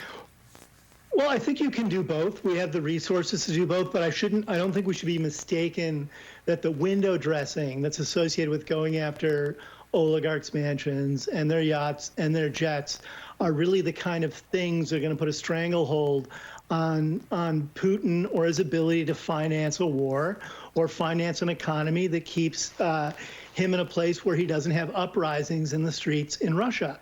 The oligarchs loom large in the Western imagination because during the Yeltsin years, they played a serious role both in the politics and the economic structures of Russia. And they were, for a large number of them were predators. They grifted and stole state assets. Putin came to power in the economic rubble that followed the 1998 economic collapse there, and he essentially defenestrated the oligarchs. He put a prominent oligarch in jail, Mikhail Khodorkovsky. He exiled others, and the only oligarchs who stayed in place in Russia were those who kowtowed to Putin, and he's kept them on a very short leash. As you noted in the top of your program, Igor Sechin is an exception to the rule there, but only because he's a lifelong partner, essentially, both in the intelligence agencies and in politics of Putin. He had no experience running an energy company. Putin stuck him in Rosneft so Rosneft could be controlled by the Siloviki, the sort of elite former Russian spies who are close to Putin. And I think the U.S. is fighting this on two fronts. They're going after the oligarchs, but the real game here is shutting down Russia's access to the financial system, freezing the assets of its central bank, and stomping down on its energy exports. That's where you're really going to strangle them economically. Yeah, and let me ask you this, Uriel Epstein, there is a sense that part of this sort of the gaudiness of the sort of living like czars lifestyle of these oligarchs, et cetera, and Putin himself has almost fooled them. There's a piece by Russian foreign minister under Boris Yeltsin. His name is Andrei Kozyrev, and he wrote this. And he said this is one of the reasons that, that Putin overestimated his own military, that the Kremlin spent the last 20 years trying to modernize its military, but much of that budget was stolen and spent on mega yachts in Cyprus. But as a military advisor, you cannot report that to the president. So they reported lies to him instead. It's a Potemkin military. Is there a sense that the yachts, maybe they aren't the key to bringing Russia down, but they are the key to bringing Russia's military down because that's what they're spending the money on rather than on building up their actual military? Thank you, Joy.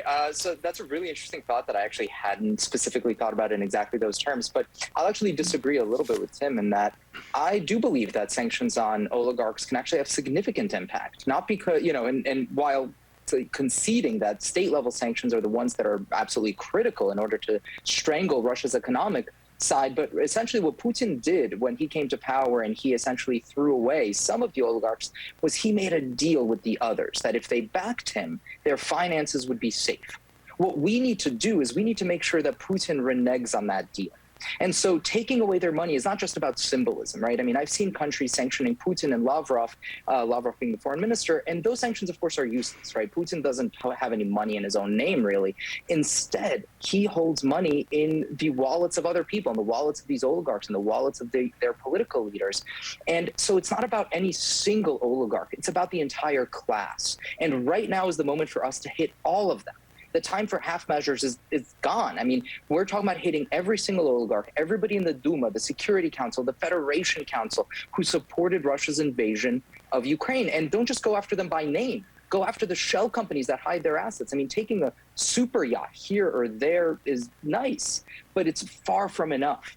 And I would go even one step further. You don't just stop the Russian enablers themselves. You cut off Putin's ability to buy politicians in the free world. Literally, Germany's former chancellor, Gerhard Schroeder, is in Putin's pocket. He supports the dictator, and we allow him to for the moment. It's people like that who should also be sanctioned.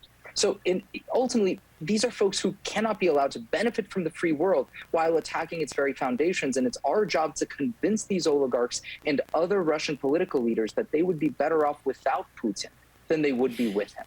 And, you know, that gets to the point, Tim, that I wanted to come back to, is the idea here that if you make them unable to enjoy a Western lifestyle that they've become accustomed to, unable to spend money, and then make the Russian people unable to even go to McDonald's and go to Netflix, and you take away the Western lifestyle and turn the clock back in Russia 40 years, to what end? Is there a banquet of oligarchs that have the power to dethrone Putin if they decided to? No, because, Putin, the idea also that Putin has money in oligarchs' accounts offshore, I think that's never been substantiated. There's been a lot of speculation about how much money Putin has overseas. He's undoubtedly stolen billions, but that's also never been clearly substantiated. Vladimir Putin, anytime he wants, can simply steal money from state-controlled companies and any country inside Russia. So trying to sanction oligarchs' accounts and the idea that you're going to hit Putin in his wallet ultimately doesn't matter because he can replace those yachts and replace those bank accounts by stealing from state assets. I do think most Russians actually don't live a Western lifestyle. Russia suffers through grinding poverty. There's a very small class of people in Moscow who live a Western lifestyle, and in St. Petersburg, and in a lot of Russia, it's still desperately poor. You're talking about people not being able to get food and heat for their homes because of these sanctions. So it will hurt, but it's going to hurt in a very kind of primal way. Not being able to go to McDonald's or Gucci, I don't think is where it's going to hurt them. Yeah, it is a fascinating conversation. I wish we had more time. We're going to have you guys both back and do a part 2 of this conversation because I want to keep going. But the clock says I cannot. Tim O'Brien and Uriel Epstein, thank you both very much. Up next on the Readout, as Ukraine's rich cultural heritage is put on hold, one group of ballet dancers take up arms to join the fight on the front line. Stay with us.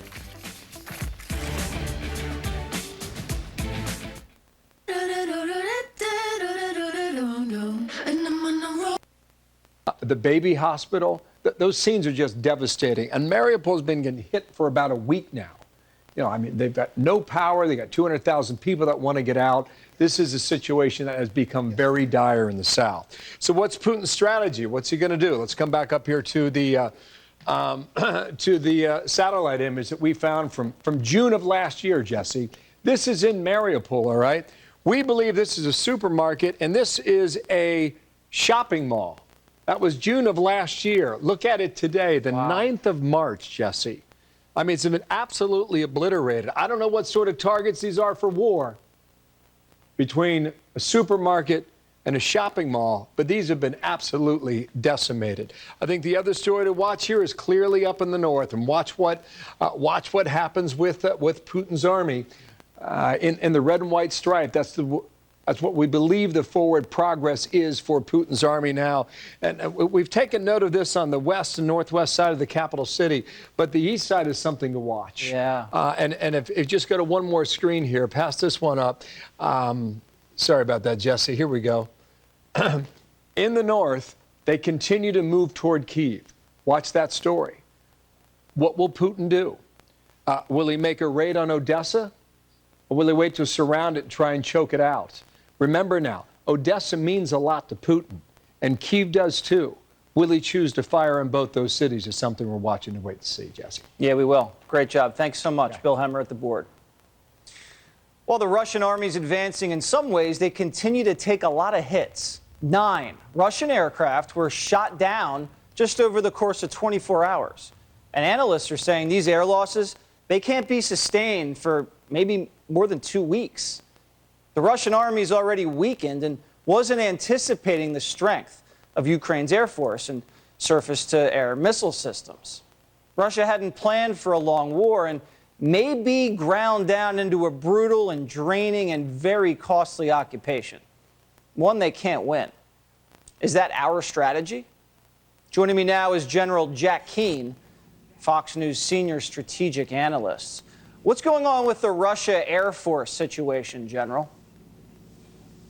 Yeah, well, it's been pretty surprising to us. And when you get into the analysis of it, a couple of things really stick out.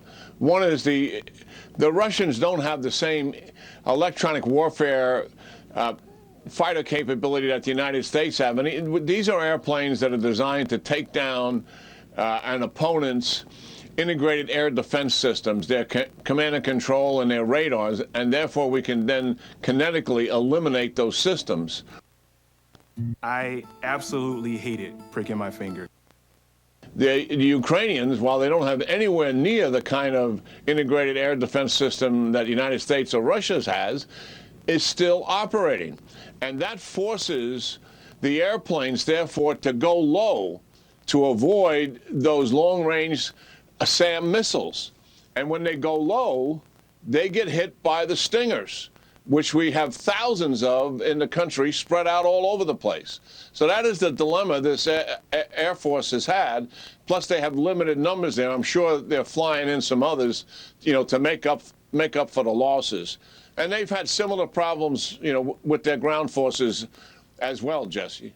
Do you think these MiGs that Poland and the United States are going back and forth with sending possibly to Ukraine, would that really be critical to helping Ukraine survive this siege, or can they get by with these Stingers and the Javelins and the RPGs and those types of weapons? Well, I think if you ask the Ukrainians, that they would absolutely tell you, give us the fighters. Right. And I'm getting to think that Putin is really getting inside the head of some of our leaders in the administration here. I mean, the pattern has been pretty profound, but I thought we were getting out of it. And by that I mean, remember back in March, They show up on the border of Ukraine, 70,000. A shipment is due to leave that month for Ukraine. Actually, it was President Trump's shipment. The Biden administration is in power for 90 days. What do? We delay it till August. They show up again in the fall after the Afghanistan debacle on the Ukraine's border with 150,000. Another shipment is due to go. What do? We delay it. And the reason for both of those delays is the fear that we will provoke them into attacking into Ukraine. And we have similar issues. We didn't give them the stingers, Jesse, until last week. Other NATO countries have been giving us them stingers for months. Says art has prepared her for war. Ballet teaches you to have a strong free. Don't let there be an oops on something. 30. Chicago Med. Check out HyVeeDeals.com. app. Greetings from Dakota Life in Custer. SDPB is continuing our journey. And tonight, we know the names of the mother and her 2 children killed outside Kyiv by an airstrike while trying to escape Ukraine. Their deaths captured in that haunting image seen around the world. We warn you when we show you this that it is graphic, but we want you to see who she is. Tatiana Parabinas, according to her employer, SC Ranking, which is a California tech company, and her 2 children, Elise, age 9, and Nikita, 18. A spokesperson for SC Ranking says, Parabinas, there she is, right? Her work photo. That's how it was for her 2 weeks ago. She wanted to leave Saturday. She changed her plans to Sunday because she wanted to leave through the green corridor with other civilians, right, in the supposed safe path. Earlier this week, I spoke to the photojournalist, Lindsay Adario, who took that picture. There was a family just there laying down, and I saw their shoes, and I saw the shoes of a child and the bodies of children, and immediately as a mother, of course, I was sort of like, I can't think about this too much. I have to just document this because this is a war crime. A man who was helping that family escape was also killed in the attack. AC 360 starts now.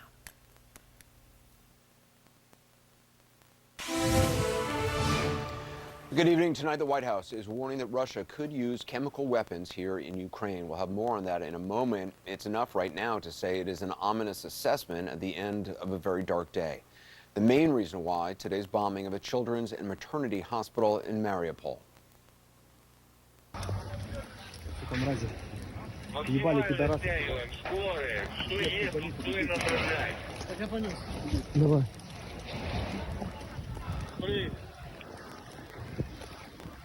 Обстрел. Роддом.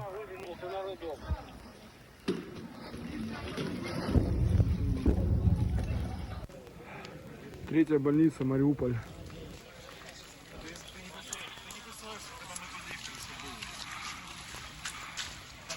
Роддом.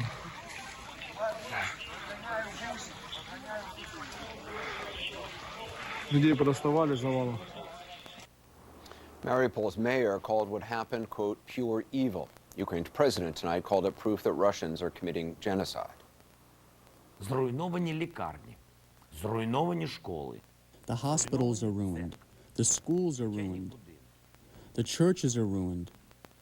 Ordinary buildings and all the dead people, dead children. A strike on a maternity hospital is a final proof. A proof of genocide of Ukrainians is taking place. Детская больница, роддом. Children's hospital? Maternity ward? Why were they a threat to Russian Federation? What kind of country is Russian Federation that is afraid of hospitals, afraid of maternity wards and destroys them? After the attack, Russia's ambassador to France blamed Ukrainian nationalists for, in his words, quote, bombing civilian institutions. Russia, he said, and these are his exact words, quote, cares about every human life. Now, prior to the bombing, the spokeswoman for Russia's foreign ministry accused Ukrainian nationalists of expelling the staff and patients and setting out combat positions in the hospital, essentially saying that there were no patients there, no hospital staff. Now, it should be pointed out that the practice of putting military emplacements at hospitals is not unknown in the world. That said, I want to show you a couple of photographs that are important to see, even if they're tough to take, and they're important because, again, it's not only the civilian casualties that we're seeing, but it goes against what Russia has been saying, what they say is the truth. The world needs to see what is actually happening and absorb the impact of this brutal assault. Images show a pregnant woman being carried out of the rubble, and they're important because they would seem to suggest again that contrary to the Russian spokeswoman's accusations, there were indeed patients at this hospital when it was hit. Pregnant women, after all, are typically patients at maternity hospitals. In any event, according to the World Health Organization, this is not the first medical facility to be hit. In fact, it's one of at least 18, according to the World Health Organization. And whatever their responsibility for today's bombing, they have not shied away from hitting residential areas far from any military targets. As you have seen repeatedly, they have bombed massive apartment complexes and evacuation routes, specifically evacuation routes, out of the areas that they have already targeted, killing the very people that they have made homeless in the first place. Take a look. It's a satellite photo of a neighborhood in eastern Mariupol before the invasion. Might as well be Main Street, USA. Now look at a later image. This is post-invasion view of that same residential neighborhood. The lighting and camera angle are very slightly different, but the widespread destruction is plain to see. Now, according to advisor to Mariupol's mayor, about 1,300 civilians have been killed in that city since the war began. We can't independently confirm that. Then, of course, there's Kharkiv, Ukraine's second largest city, the first to be hit during this war. Later in the program, we'll bring you a rare look at it as seen through the eyes of a woman who documented her experience there from the beginning of the war through day after day of shelling and bombing to the moment that she and her family were finally forced to flee.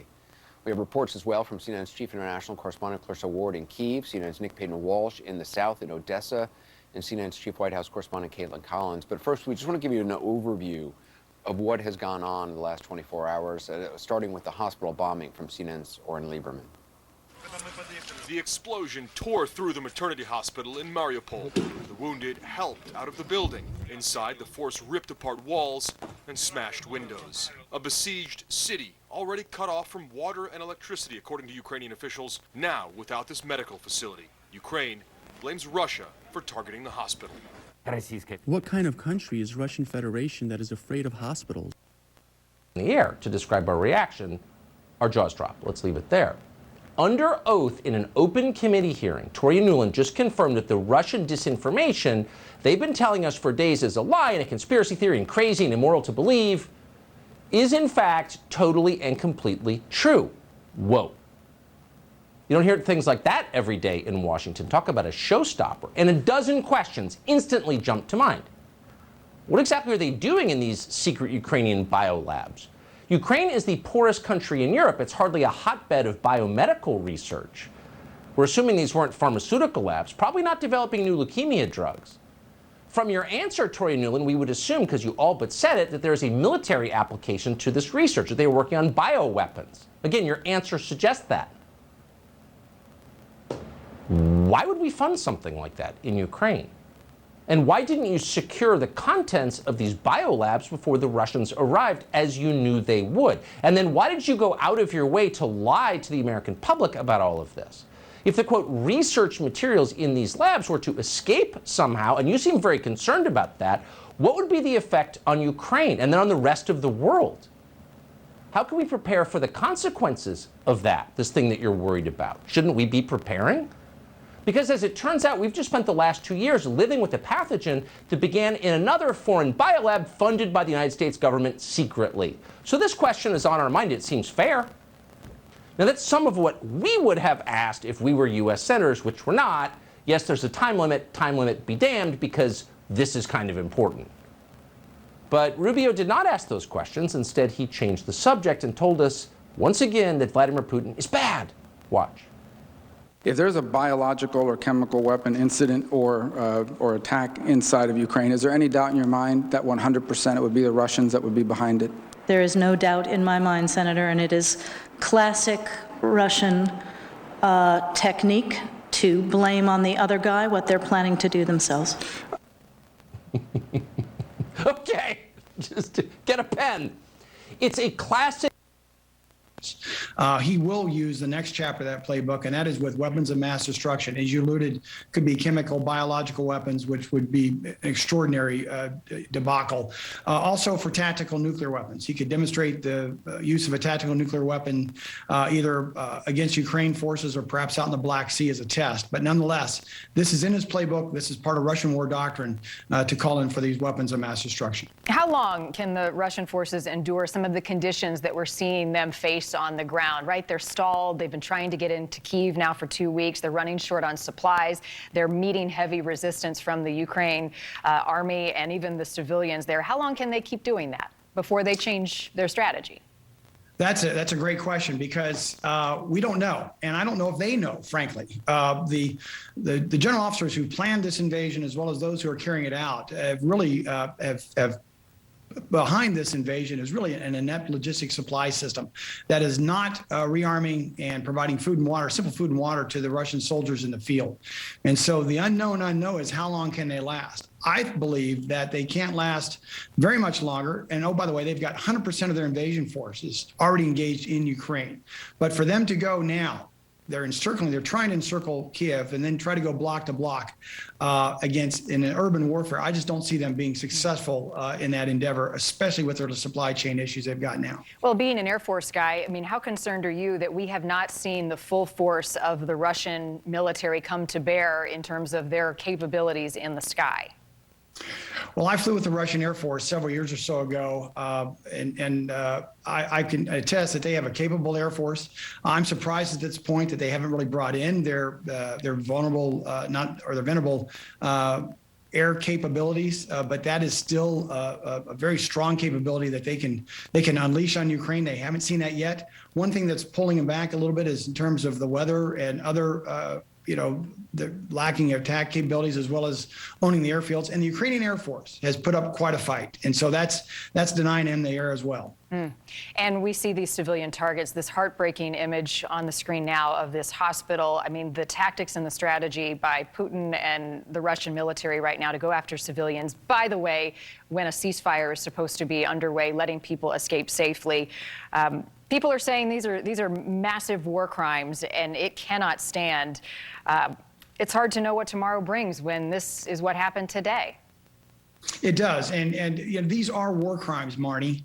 It also shows that, frankly, the Russian military, with the supply chain issues they're having, but also the capability of the Russian forces on the ground in Ukraine, do not have what I would call the precision fires. So they're having to use blunt instruments of warfare, such as mortar fire, long-range artillery. But it's not. It is.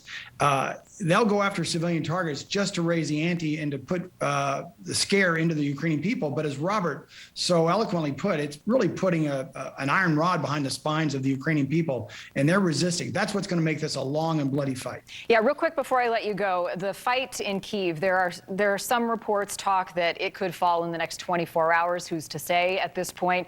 But you have to believe that the Ukrainian forces and the civilians in Kyiv know it better than anybody else, that they're prepared.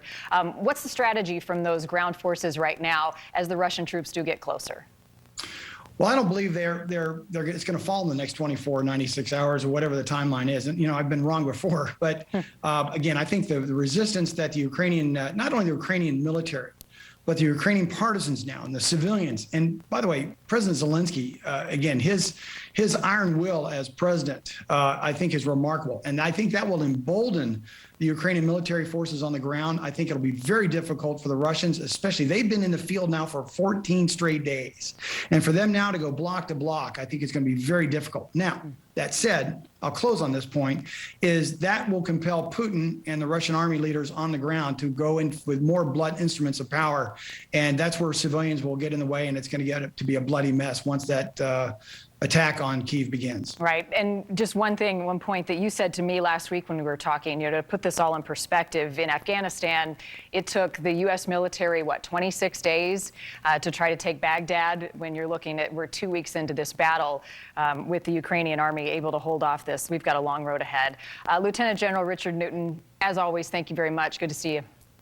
Good to see you, Marnie. Thank you. The U.S. ambassador to Ukraine, Kristina Kvien, says there is no doubt that Vladimir Putin is committing war crimes. Earlier tonight, I spoke with the ambassador. She arrived at the U.S. Embassy in Kyiv in 2019. Right now, she is in Poland, and she is watching everything unfold up close. Take a listen to what she told me. Ambassador, do you believe Russia is committing war crimes in these acts? Well, I'm not a lawyer, and I know these things are very legalistic, but let's just say that hitting civilians, targeting civilians is a war crime. And I think, as you see in the hospital today, I'll let you draw your own conclusions, but certainly it seems to me that civilians are being hit. What consequences should President Putin face short of what is already being done in terms of sanctions? President Putin is a pariah right now on the world stage. He's in league with North Korea, Syria, Belarus, and other countries that basically are global pariahs. And he has put himself in this category. So he deserves to be treated as any global pariah is treated in all aspects, economic, political, and in any other part of the world stage. The U.S. ambassador to Ukraine there, and that image of the woman on the stretcher, pregnant and bloodied after that hospital bombing. Horrible. The U.S. is condemning, by the way, the attack by Putin and Russia, calling it barbaric. Most would agree. Coming up next, a former Russian spy now speaking out about Vladimir Putin and what motivates him, the one thing that keeps the former KGB leader going, and the question we all want to know, what he may do next. Plus, Chernobyl goes dark. What could happen at the site of the world's worst nuclear disaster after it's cut from Ukraine's power grid? We're going to get into that and the concerns globally next here on Prime.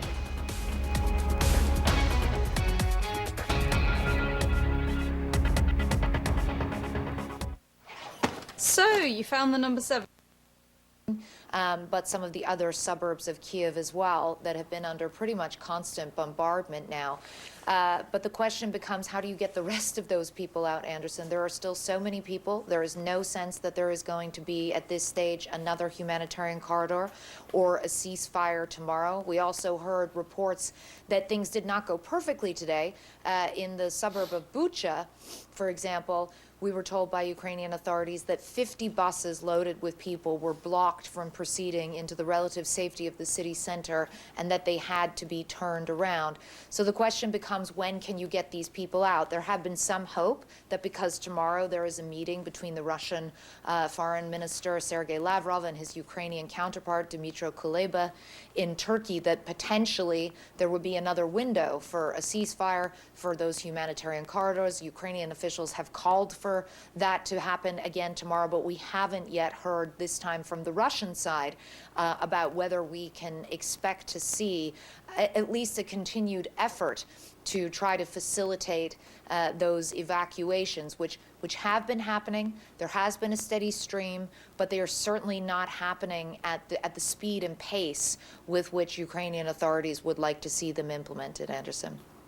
Yeah, and as you mentioned in Mariupol, there was a ceasefire today, and the maternity ward hospital was hit. Clarissa Ward, Nick Payton-Walsh, Caitlin Collins, thank you. Coming up next, a look inside Kharkiv. You may remember at the start of the war, Clarissa Ward was in Kharkiv. It's the second largest city in the east of Ukraine, second largest city in all of Ukraine, but it's on the eastern border. One woman's remarkable account now of living through the kind of brutal siege that Europe has not seen since the Second World War. That's coming up.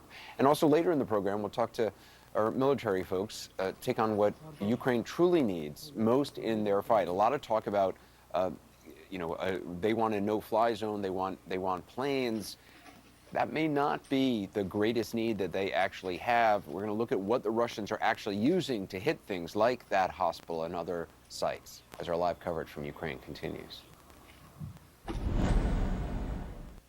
Do your eyes bother you? My eyes feel like a combo of... In Ukraine. I'm extremely concerned, as should be every American and everyone in the world. The seriousness of this situation really can't be overstated. First of all, she didn't say no when she was asked by Marco Rubio about there being biological or chemical weapons in Ukraine. So if there were or are, obviously that would be a violation of the Biological Weapons Convention. Number two, they're categorically been trying to hide this, as you've laid out very, very well. And then once they were found out, rather than saying, hey, you know what, this is a critical emergency, it's a crisis, we have these pathogens in the midst of a war zone, not just in one location, but between 20 and 30 labs in Ukraine. This is a global crisis, we're going to take action immediately. This is how a responsible leader would react given the crisis of this moment. But instead, what did they do? Her response to Senator Rubio was immediately start pointing fingers. We're going to preemptively start the blame game should anything happen to these pathogens and who knows what is going on in these labs. Before anything bad happens, just say, you know what, it's the bad guys. It's the bad guys who are responsible for this. It is the height of irresponsibility. Their response to this, the fact that they're covering it up, the fact that they aren't doing really what needs to be done, because unless this war in Ukraine ends right now, ends tonight, we face a very real certainty that one or more of these labs will be compromised, will be breached, and it won't just be the people of Ukraine who are impacted. We could face another global crisis when you look at a pathogen that could be released. We just went through this with COVID. We can't have forgotten this already. And once again, agencies in the U.S. government, without our knowledge, are secretly funding research that, imperils the world, and no one is ever punished for it. So, since 1938, Tractor Supply has been a neighbor to those raising cattle.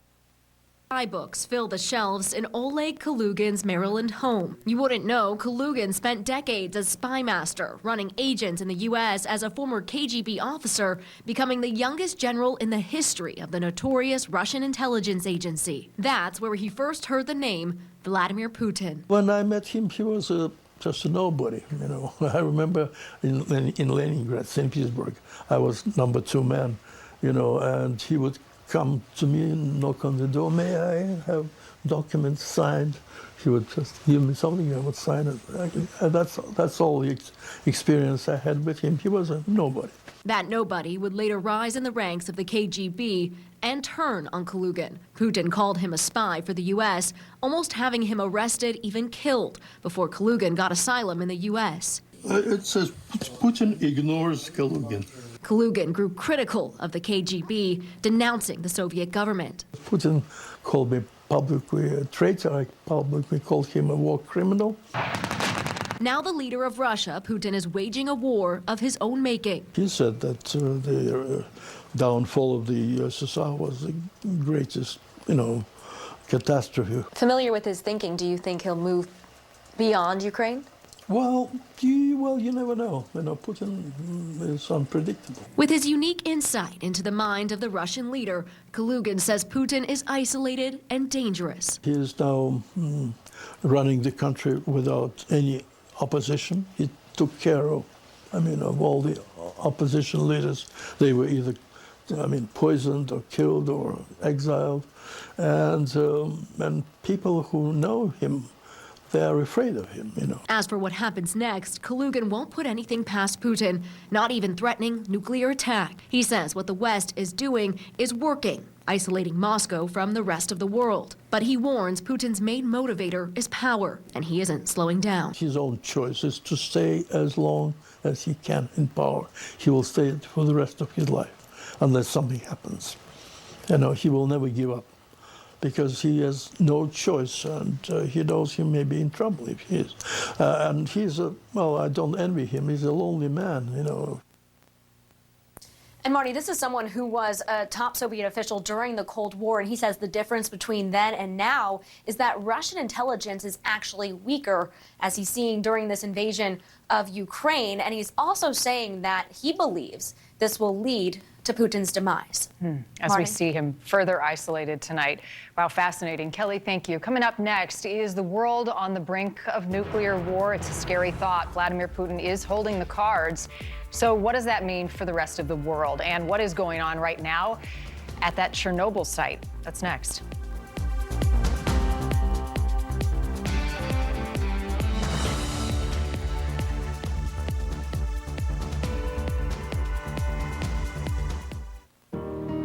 Since I left for college. And it's really a war crime, but at the same time it's good because we are continuing resistance. and we will, because resistance is our soul. For many centuries, more than millennium, we were fighting for our independence. So, and we'll do, and victory will be with us. You know, obviously, this is an extraordinary time for the people of your country. And I was reading some reporting about the fact that obviously Ukraine is a large place, 44 million people. Like any country of that size, there's internal political divisions. People disagree about all kinds of things. You've got different parties. And there was a fault line around sort of, you know, wanting to be closer to Russia, be closer to EU and NATO. Russian speakers, Ukrainian speakers, that much of that has changed in the face of the onslaught, that the political divisions that were there have kind of gone away. Even folks from like the Party of Regions, for instance, which have been very aligned with Russian interests, kind of renouncing their past support for that. What is it like inside your government right now and among the governing class of your country? People from different parties, different views are united. We even have unprecedented situation when all channels, different private channels, are united in one air. So they change in schedule, and each channel supported by other channel. So we have one picture in all channels at the same time. And we are going to organize Russian-speaking channel quite soon. To show for Russian-speaking population, not only in Ukraine, but mainly in Russia and in Europe, what's really going on in Ukraine. Because as Putin, as former KGB man, his first weapon is disinformation. When Putin speaks, it means he lies.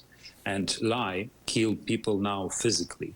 So that's why we're trying to switch off Russian channels from European satellite platforms and instead put Ukrainian channels. That's my goal.